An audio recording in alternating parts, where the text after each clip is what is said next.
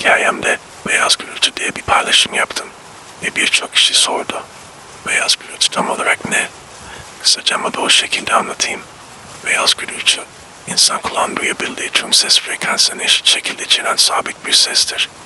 Yani beyin tek tek seslerle uğraşmak yerine tek bir arka plan ses duyuyor. Peki bu ne işe yarar? Dikkatini dağıtan küçük sesi bastırır. Bu yüzden özellikle depli beyinler için sessizlikten daha rahatlatıcıdır. Yağmur sesi ise beyaz gürültünün en doğal ve en yumuşak halidir. Şu an sadece dinle.